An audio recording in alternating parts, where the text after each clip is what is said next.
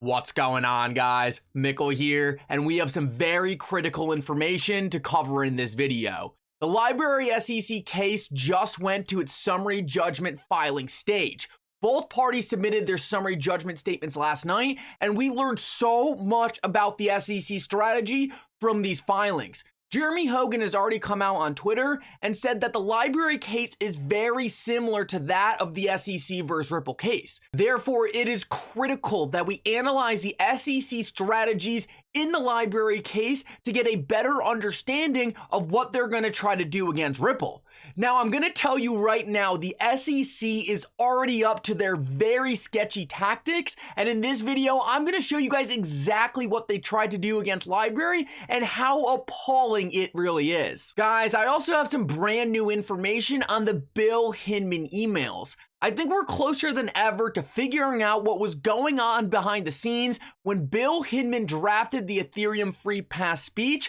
This is going to end up being fair notice gold for Ripple and might even show that the SEC has known this entire time that XRP itself is not a security. This is something you guys are going to need to see. Last of all, I'm going to make it super clear to you guys that the XRP you and I hold will never be declared a security.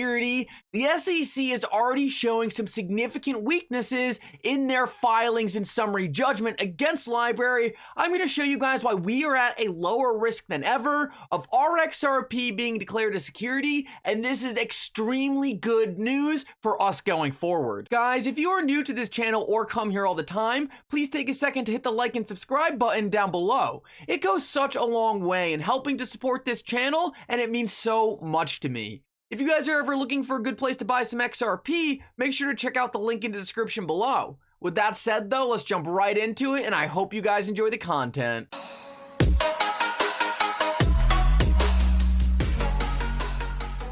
So guys, I wanted to start out with this Twitter argument I got into earlier today, but I actually think it's super important because it really hits on some critical issues going on in the Ripple SEC case.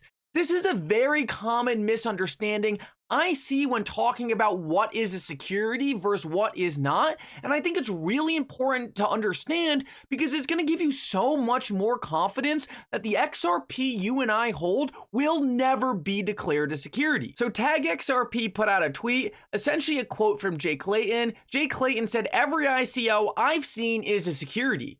Tag XRP was pointing out that, hey, Ripple never did an ICO with XRP, therefore how is it clear and obvious that XRP is a security? The only guidance the SEC ever gave was on ICOs, and Ripple never did an ICO for XRP.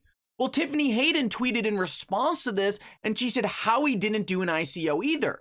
Essentially going back at Tag XRP saying, hey, when Howie sold oranges in the original Howie case, that wasn't an ICO either. Essentially saying that just because there wasn't an ICO doesn't mean it's not a security. Well, I tweeted back at her and I said, and oranges aren't securities, just like XRP is not a security. And she essentially came back at me trying to make the point that it doesn't really matter because if the sale makes it a security, then the asset is a security. But this is fundamentally wrong, and I think this is so important to understand. The status of the asset is not determined by the action. Anything can be packaged as a security. The status of the package and the asset are independent and circumstantial. So what this means is even if I created a contract with you to sell you XRP at a special price, the contract between me and you, that makes the transaction a securities transaction. But the XRP I'm giving you, the status of that XRP never changes despite the sale. The contract and the asset itself are completely independent. XRP itself fundamentally cannot be a security because it does not meet the qualifications of what a security is outlined by the SEC. Now, later in this video, I'm going to go over why the SEC is having such a hard time with this exact issue in the LBRY case right now, and we can directly see it in their filings. But the important part I want you guys to take away from this is the asset itself and the sale are completely different.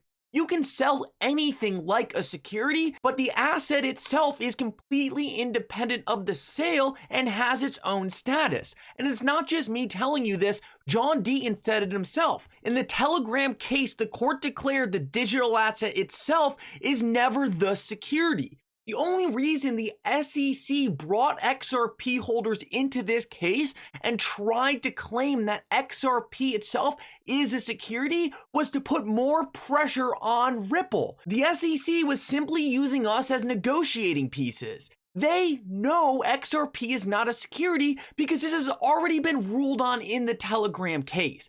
But I want to show you guys the SEC actually struggling right now with this exact issue because I think it's going to show you guys how much of a problem this is going to be for the SEC going forward in both the LBRY case and the Ripple case. So this was brought to my attention last night when LBRY and the SEC both started filing their summary judgments. This was pointed out by Wilbur and it says, wait a minute. It is clear from the SEC's motion for summary judgment against LBRY.com, they are making up the rules as they go. Exactly what they were doing in the Ripple case. Since when had the elements of the Howey test changed from 4 to 3? So you guys are not going to believe what the SEC is trying to pull off here. If we take a look at the SEC's summary judgment filing, we can see outlined right here, they are saying that LBRY meets the 3 prongs of the Howey test. 3 prongs? We all know there's not 3 prongs. Everyone knows there's 4 prongs to the Howey test. And just as a thought experiment, I literally Googled Howey test, and the first thing that came up was, accordingly, the Howey test is a 4-prong test. So we can see right here that the SEC is blatantly changing the Howey test because they know these digital assets do not meet the original Howey test. Not only is this completely disgusting, but I tweeted out the SEC is attempting to remove a prong from the Howey test. They are literally admitting LBRY does not pass the Howey test by doing this. If you have to change the rule to make it fit your argument, clearly it doesn't fit the rule. And if it doesn't pass one of the prongs of the Howey test, then it's not a security. This is something the SEC is clearly struggling with very hard and something that is very important we pay close attention to. Now, it is important to point out that Bill said that they're trying to essentially combine prongs 3 and 4 here into one sentence, but I said that that just seems like they're trying to play word games to try to reformat the Howey test into their own version of a form that a cryptocurrency can fit into. And we saw Gary Gensler do a very similar thing when he was talking about stable coins a couple months ago.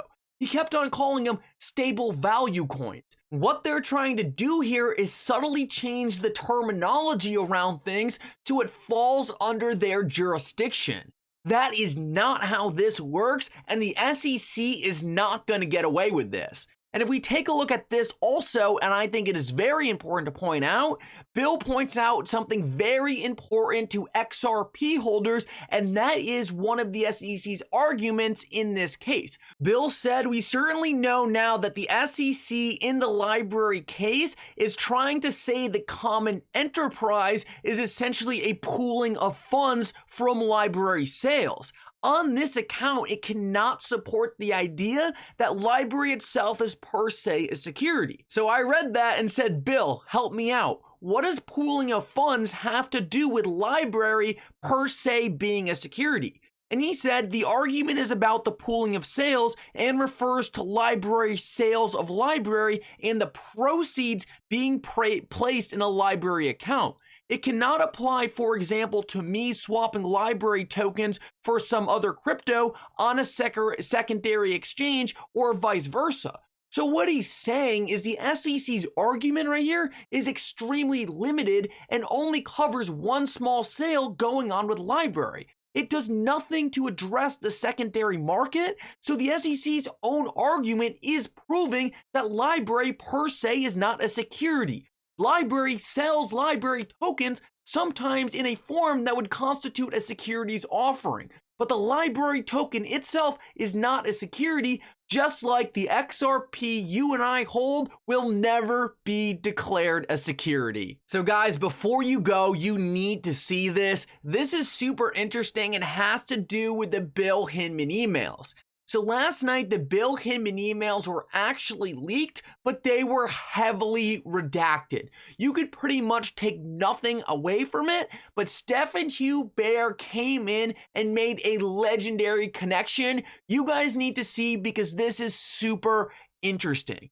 So we know from a while back that when Bill Hinman was drafting the speech, he ultimately did not read the final version of the speech or the version that everyone agreed on. And we know that from right here. It says, while the final version of Director Hinman's remarks reflected in entry 11 is not publicly available. So that means that Bill Hinman's final version of the speech was never made public. Well, if that's the case, why didn't Bill Hinman ever make the final version public? Well, there is a ton of speculation going on that he did not make the final version public because it included XRP. And he was paid by the Ethereum Foundation not to give XRP the clarity, so he went with a different version of the speech that did not include XRP. So this was heavy speculation until Stephen Huber made this connection. He said, look at this. Ripple was also invited to Hinman's speech and gave their presentation on cross-border payments before his speech.